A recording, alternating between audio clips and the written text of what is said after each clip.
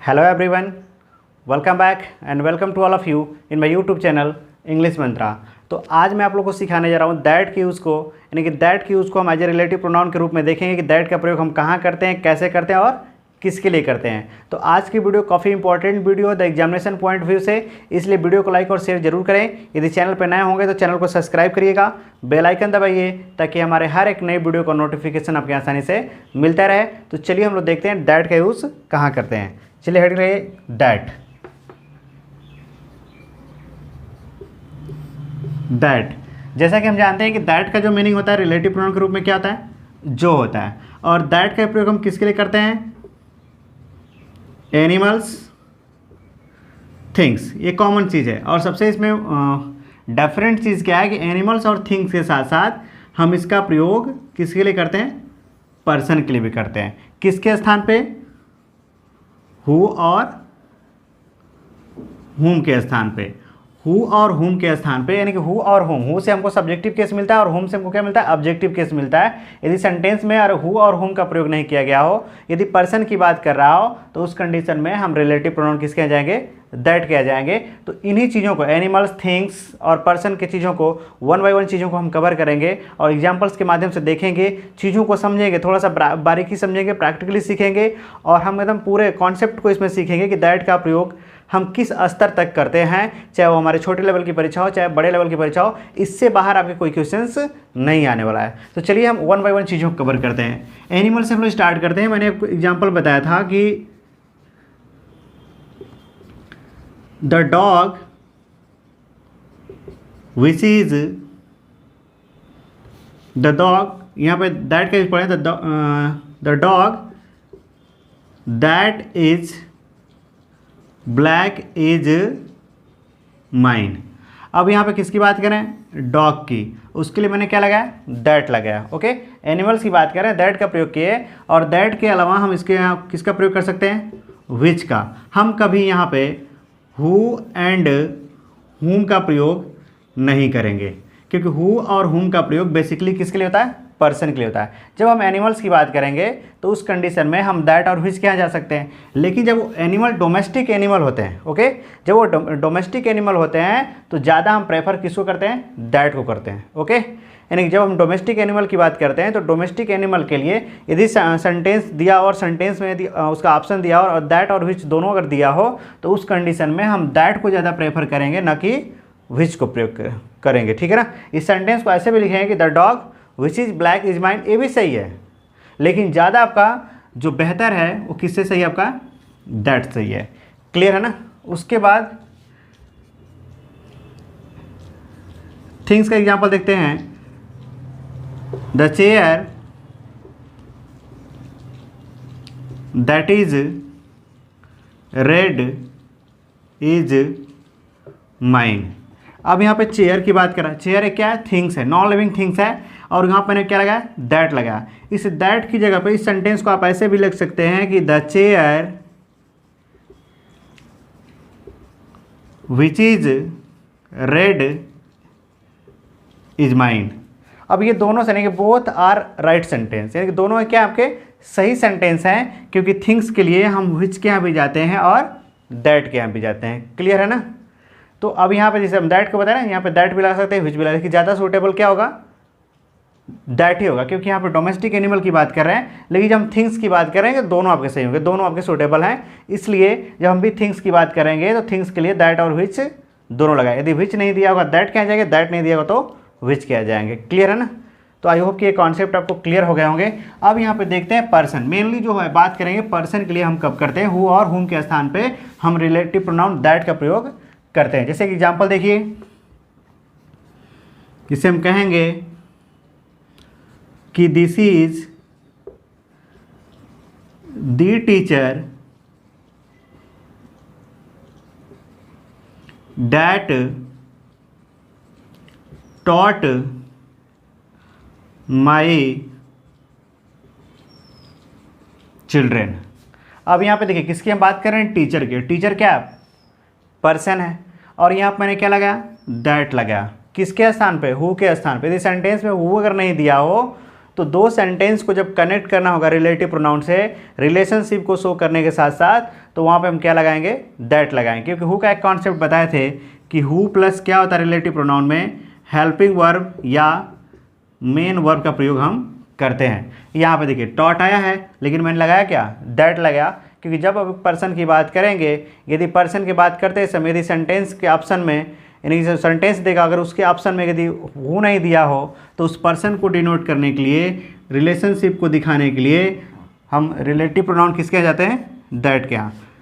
अर्थात इस सेंटेंस को आप ऐसे भी लिख सकते हैं कि this is the teacher who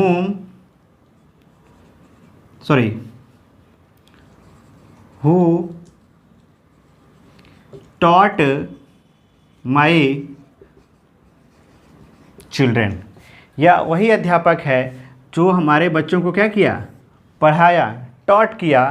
तो उस कंडीशन में आप क्या देख रहे हैं, हु, और हु से पहले प्रयुक्त क्या है, टीचर है। टीचर को हम क्या बोलेंगे, एंटीसीडेंट, यानी कि मैंने बताया था कि नाउन, यानी कि रिलेटिव प्रोनाउन से पहले प्रयुक्त नाउन को हम क्या बोलते हैं, antecedent.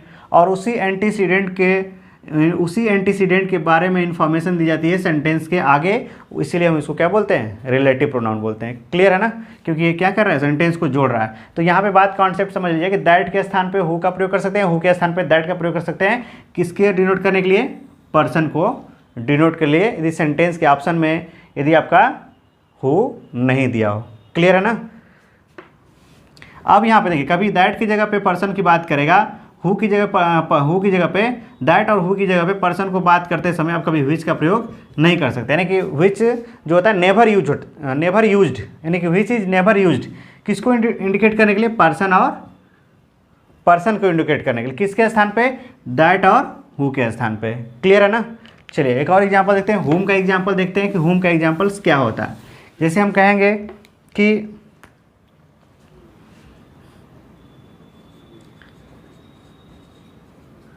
the person that you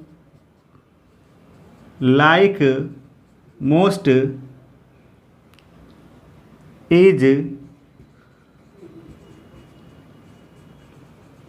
is my brother। अब यहाँ पे देखिए मैंने क्या लगाया, दैट, किसके लिए, पर्सन के लिए, व्यक्ति की बात कर रहे हैं, और व्यक्ति की बात करते हैं तो हम हु तथा हुम क्या जाते हैं, लेकिन यहाँ मैंने लगाया किसके लिए, लगाया क्या, दैट लगाया। इसके बाद क्या है, सब्जेक्ट है। तो मैंने बताया था जब कोई सब्जेक्टिव केस का प्रोनाउन आ जाता है तो उस सब्जेक्टिव केस के प्रोनाउन से पहले किसका प्रयोग करते हैं, हुम का प्रयोग करते हैं। लेकिन यदि सेंटेंस दिया हो और सेंटेंस में अगर हुम नहीं दिया हो, दैट दिया हो, विच दिया हो, एज दिया हो, ठीक है ना, उसके बाद ऑफ विच दिया हो, तो हम किसके यहाँ जाएंगे, तो उस कंडीशन हम किसके यहाँ जाएंगे, दैट के यहाँ जाएंगे। सपोज अब यहाँ पे देखिए, यहाँ पे यदि खाली स्थान देगा, ब्लैंक दे देगा, खाली स्थान, और ऑप्शन में दे देगा आपका दैट, ए ऑप्शन होगा दैट, बी ऑप्शन होगा आपका विच, सी ऑप्शन होगा आपका हुज, और डी ऑप्शन होगा आपका ऑफ विच। अब बताइए किसके यहाँ जाएंगे। अब तो खोजेंगे ना कि पर्सन की बात कर रहा है, और पर्सन की बात कर रहा है तो इसमें कहीं हु और हुम तो दिया ही नहीं है, तो हम किसके यहाँ जाएं, तो आप किसके यहाँ जाएंगे, दैट के यहाँ जाएंगे। क्लियर है ना, क्लियर है ना। आई होप कि ये कॉन्सेप्ट क्लियर हो गए होंगे। और इस सेंटेंस को आप यहाँ पे दैट लिख दिए, यदि दैट के स्थान पे हुम को प्रयोग करना होगा तो आप इसको ऐसे भी लिख सकते हैं कि the person whom you like most is my brother। ठीक है ना। अब यहाँ पर मैंने क्या लिख दिया, होम लिख दिया, और उसी होम के स्थान पर मैंने क्या लिखा, दैट लिखा। तो ये ऑप्शन पर डिपेंड करता है, तो ध्यान में रखिएगा, ये बात चीज़ रिमेंबर कर लीजिएगा कि हम पर्सन के लिए होम तथा हु के स्थान पे रिलेटिव प्रोनाउन दैट का भी प्रयोग करते हैं। क्लियर है। चलिए और इसे कॉन्सेप्ट देख लेते हैं, दैट का और क्या कॉन्सेप्ट होता है। अब इसके बाद हम इसके जो ज़्यादा इंपॉर्टेंट कॉन्सेप्ट है उन्हीं को हम लोग डिस्कस करेंगे, देखेंगे, वन बाय वन चीज़ों को कवर करेंगे। जैसे मैंने बताया था आपको कि जो विच हम पढ़ा रहे थे, तो मैंने बताया कि विच का जो पॉजेसिव होता है क्या होता है, ऑफ विच एंड हुज, ये दो होता है। लेकिन जब बात आती है दैट की, तो दैट का क्या पॉजिटिव एडजेक्टिव आपका ऑफ दैट होगा? बिल्कुल नहीं होगा। दैट का पॉजिटिव कभी ऑफ दैट नहीं होता है। क्लियर? यानी कहीं भी सेंटेंस में यदि आपको पोजीशन दिखाने के लिए ऑफ दैट का प्रयोग किया हो तो हमारा क्या होता है? गलत होता है। क्लियर है? अर्थात आवश्यकता पड़ने पे दैट का पॉजिटिव ऑफ विच और हुज का प्रयोग हम कर सकते हैं। यानी कि आवश्यकता पड़ने पे हम दैट का पॉजिटिव, ठीक है ना, यानी कि पर्सन को दिखाने के लिए हम उसका पॉजिटिव ऑफ विच और हुज का प्रयोग कर सकते हैं। जैसे हम एग्जाम्पल्स देखेंगे,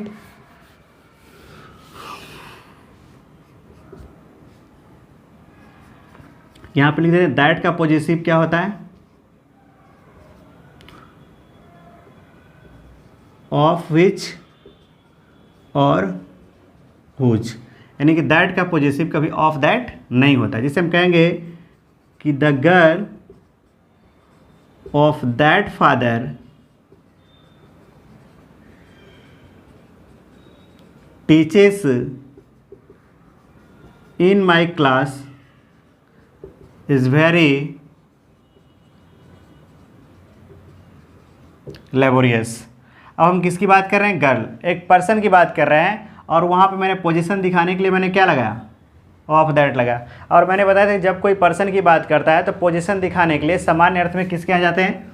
हुज के यहाँ। वो चाहे किसी चीज़ की बात करे, चाहे एनिमल्स की बात करे, थिंग्स की बात करे और या पर्सन की बात करे। क्योंकि मैंने आपको एग्जाम्पल कराया था कि this is the dog whose name is Tommy. अब यहाँ पे देखिए डॉग की बात कर रहे हैं लेकिन उसके लिए मैंने क्या लगाया? हुज लगाया। तो उसी तरह से हम पर्सन की बात करेंगे और वहाँ पे यदि हमको पोजीशन दिखाना होगा दैट के स्थान पे, दैट का पोजीशन दिखाना होगा तो हम ऑफ दैट के यहाँ कभी नहीं जाएंगे। किसके यहाँ जा सकते हैं? ऑफ विच और हुज के यहाँ। ठीक है ना? अर्थात इस सेंटेंस को ऑफ विच और हुज से ऐसे जोड़ सकते हैं कि द गर्ल हुज, या यहाँ पे क्या लिख सकते हैं? Of which. दोनों आपका क्या होगा?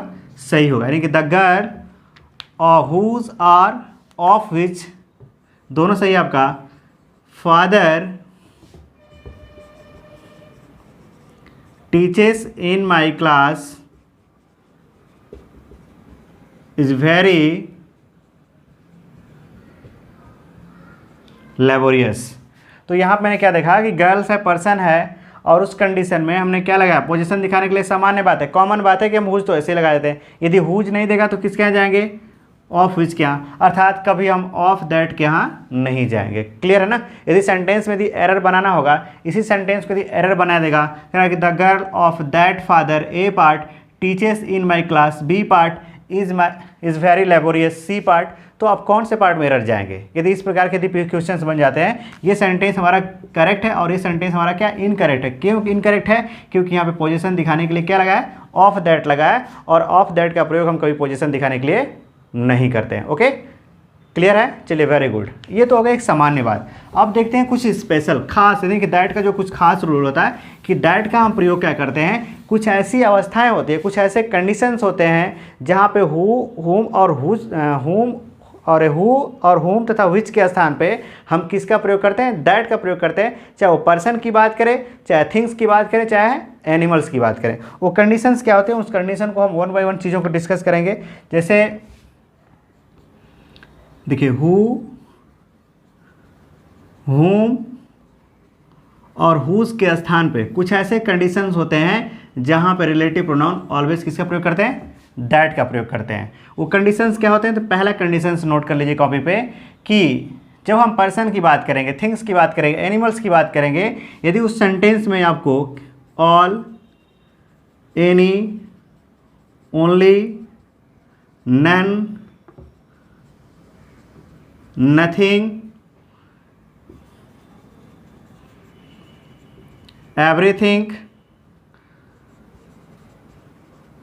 The only, the few, the little, ठीक है ना? इसको आप रिमेंबर कर लीजिएगा कि जब किसी सेंटेंस में all, any, only, none, nothing, everything, the only, the few और द लिटिल का प्रयोग किया गया हो तो इनके बाद हमेशा रिलेटिव प्रोनाउन क्या प्रयोग करते हैं, दैट प्रयोग करते हैं, चाहे वो पर्सन की बात करें, चाहे थिंग्स की बात करें या एनिमल्स की बात करें। क्लियर?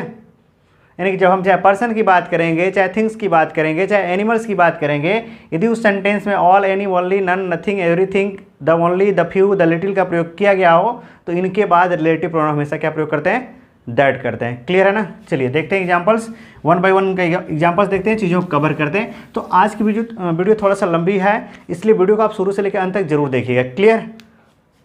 जैसे हम कहेंगे, काफ़ी आपका पॉपुलर एग्जांपल्स है कि ऑल दैट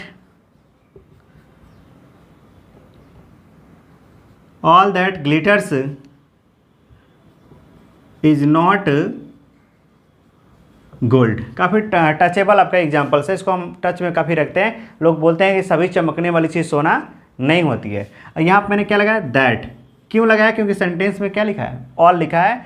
तो क्या यहाँ पे विच का प्रयोग कर सकते हैं? बिल्कुल नहीं कर सकते हैं, क्योंकि ऑल के बाद हमेशा क्या आता है, दैट आता है। ऑल के बाद रिलेटिव प्रोनाउन क्या आएगा, दैट आएगा। यानी कि ऑल यानी कि वो सभी चीज़, दैट जो चमकता है, ग्लिटरिंग करता है, वो सोना नहीं होता है।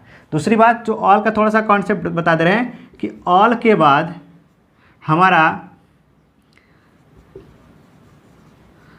सिंगुलर व ऑल के बाद हमेशा यदि काउंटेबल नाउन की बात करेंगे तो हमेशा आपका प्लूरल काउंटेबल नाउन आता है, प्लूरल काउंटेबल नाउन आता है। दूसरी बात कि ऑल के बाद हम अनकाउंटेबल नाउन का भी प्रयोग करते हैं। पहली बात क्लियर कर जाएगा कि ऑल के बाद जब भी हम काउंटेबल नाउन की बात करेंगे तो हमेशा वो काउंटेबल नाउन प्लूरल फॉर्म में होगा, लेकिन जब हम ऑल के बाद यदि अनकाउंटेबल नाउन की बात करेंगे तो अनकाउंटेबल नाउन हमेशा क्या होगा, सिंगुलर होगा, क्योंकि अनकाउंटेबल नाउन का हम प्लूरल नहीं बनाते। एग्जाम्पल्स देखिए, जैसे हम कहेंगे कि all the money that I gave her has spent। ठीक है, कह रहा है देखिए ऑल द मनी। अब यहाँ पर मैंने क्या लगाया, दैट। ठीक है ना? क्यों लगाया? क्योंकि सेंटेंस में क्या आपका ऑल है। अब बताइए मनी कौन सा नाउन है, कौन सा नाउन है, काउंटेबल कि अनकाउंटेबल? अनकाउंटेबल ना, लेकिन यहाँ पे अनकाउंटेबल नाउन है तो ये सिंगुलर में होगा। क्या इसका प्लूरल हम मनीज लिख सकते हैं? नहीं लिख सकते हैं। एक हम काउंटेबल नाउन की बात कर सकते हैं, जैसे हम कहेंगे कि all the pens that I gave him are new. सभी पेन। अब बताइए पेन कौन सा नाउन, अनकाउंटेबल काउंटेबल नाउन, और किस फॉर्म में, प्लूरल फॉर्म में। क्या इसको आप ऐसे लिख सकते हैं कि all the pen? All the pen लिखना बिल्कुल गलत होगा, क्योंकि ऑल के बाद यदि कोई काउंटेबल नाउन आएगा तो हमेशा किस फॉर्म में आएगा, प्लूरल फॉर्म में आएगा। देखिए सेंटेंस में ऑल है तो मैंने क्या लगाया, दैट लगाया। क्लियर? चलिए वेरी गुड, ऑल का क्लियर हो गया। चलिए कुछ और एग्जांपल देखते हैं।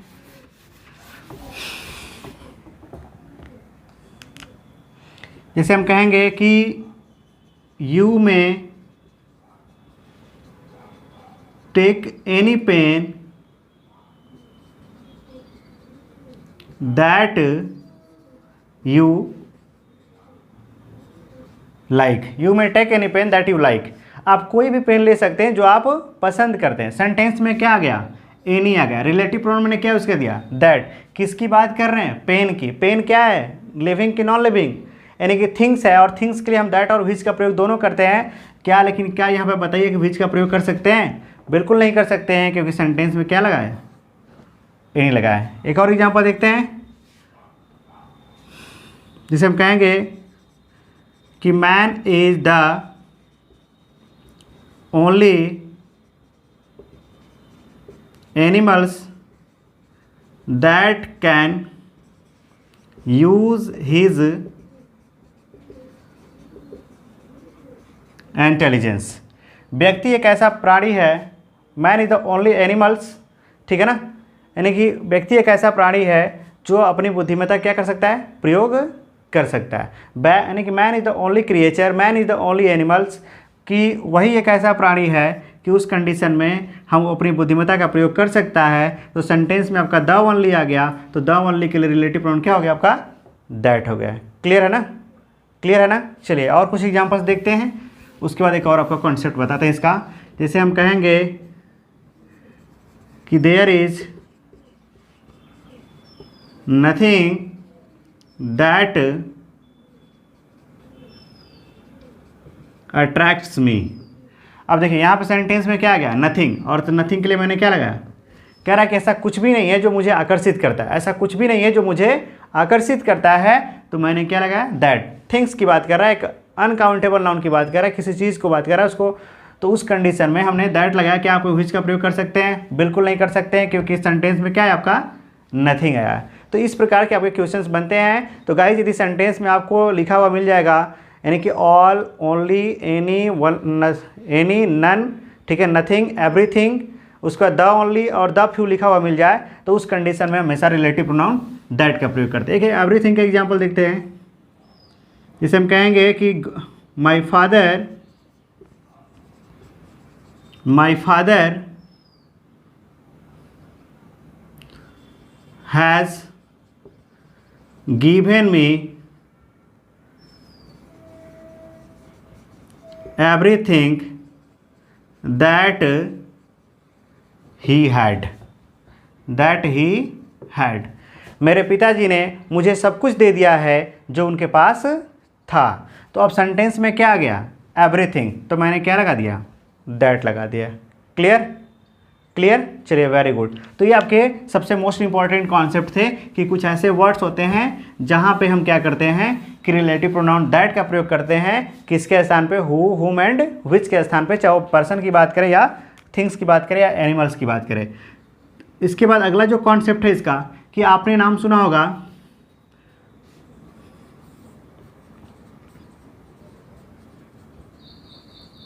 Superlative degree.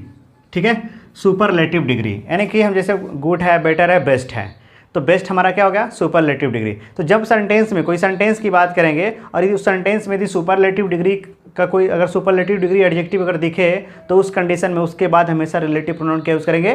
दैट यूज़ करेंगे। जैसे हम कहेंगे कि this is the best that I could do, यह सबसे अच्छा है जो मैं कर सका, यह सबसे अच्छा है जो मैं कर सका। अब बेस्ट क्या है हमारा? बेस्ट क्या है हमारा? सुपरलेटिव डिग्री का एडजेक्टिव है, उससे पहले मैंने क्या लगाया? दैट लगाया।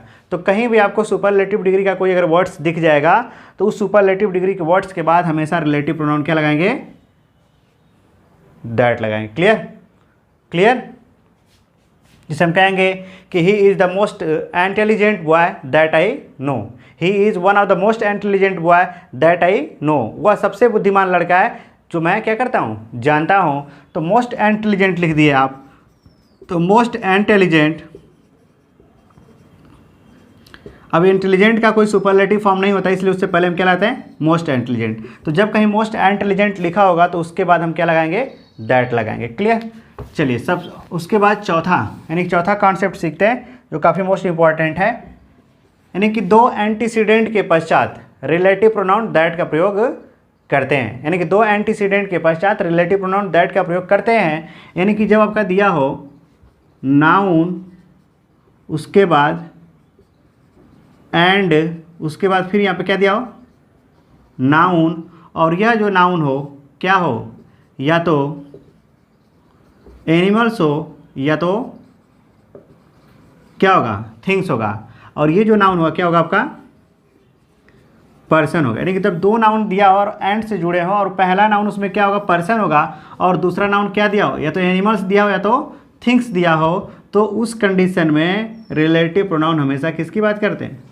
दैट की बात करते हैं, अर्थात वहाँ पे दैट का यूज करते हैं। ये काफ़ी आपका सबसे मोस्ट इंपॉर्टेंट कॉन्सेप्ट है कि जब दो नाउन एंड से जुड़े हों, ठीक है ना, तो उनके बाद हम रिलेटिव प्रोनाउन दैट का प्रयोग करते हैं जब उसमें एक पर्सन हो और दूसरा क्या हो? एनिमल्स हो या थिंग्स हो, यानी कि एक हम पर्सन की बात करेंगे और दूसरा एनिमल और थिंग्स की बात करेंगे, तो उस कंडीशन में हमेशा क्या करेंगे, दैट यूज़ करेंगे। एग्जाम्पल्स देखिए,